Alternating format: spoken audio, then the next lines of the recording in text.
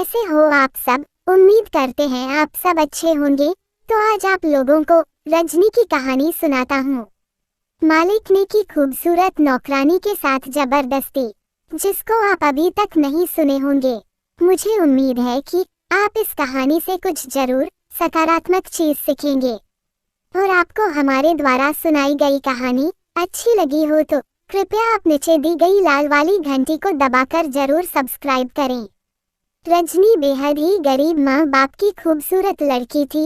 वो ज्यादा पढ़ी लिखी नहीं थी क्योंकि उसके माँ बाप अक्सर बीमार रहते थे, जिसके कारण उनके पास पैसे नहीं रहते थे। तब तक रजनी 17 वर्ष की हो चुकी थी। उसके शादी की भी खर्च इकट्ठा करना था। बुढ़े माँ बाप की सहायता करने के लिए मीनू ने काम ढूंढना शुरू किया। ज्यादा पढ़ी नहीं होने के कारण कोई ऑफिस में काम मिलता नहीं। तब उसने एक बड़े कंपनी में काम करने वाले व्यक्ति के यहाँ खाना बनाने का काम मिला, जिसे फुल टाइम करना था और महीने का 8,000 रुपये तनख्वाह मिला था। धीरे धीरे समय बीतता गया। इसी बीच रजनी को एक लड़के से प्यार हो गया। दोनों ने वादा किया कि शादी कर लेते हैं। दोनों के परिवार भी राजी हो गए, लेकिन एक अड़चन आ गई कि दहेज के लिए 50,000 रुपये लड़के के पिता ने मांग कर दी।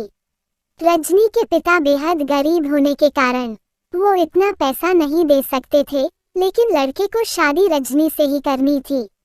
तब उसके प्रेमी के मन में एक उपाय सूझा कि क्यों न मैं नहीं रजनी को दहेज का कुछ पैसा दे दूं, ताकि उसका कुछ समस्या कम हो जाए।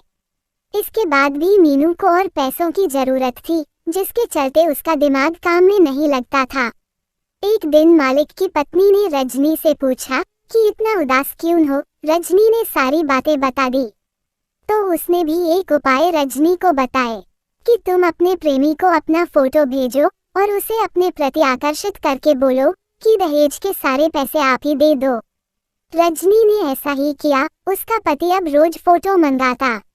एक दिन फोटो खींचने के क्रम में मालिक ने देख लिया और उसको पैसे देने के लोभ से ब्लैकमेल करने लगा।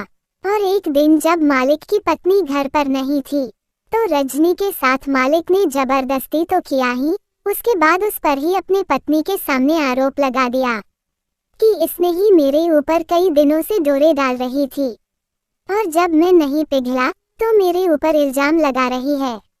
बेचारी रजनी अंदर ही अंदर मर चुकी थी, लेकिन उसका होने वाला पति उसका साथ नहीं छोड़ा और दोनों ने शादी की और खुशहाल शादीशुदा जिंदगी जी रहे हैं। इस कहानी से हमें यही सीख मिलता है कि इस दुनिया में गरीब लोगों का कोई नहीं है। सभी अपने फायदा के लिए ही लालच देते हैं और बाद में उसको बर्बाद करते हैं। इसलिए मेरा मानना है कि सुनो सबकी करो मन की, क्योंकि जो खुद पर यकीन करते हैं वो कभी बुरी परिस्थिति में नहीं फंसते हैं। ऐसे ही कहानी सुनने के लिए आप हमारे इस लाल रंग की घंटी को बजाकर चैनल को सब्सक्राइब करें। और कहानी अच्छी लगी हो तो आप और कहानी सुनें।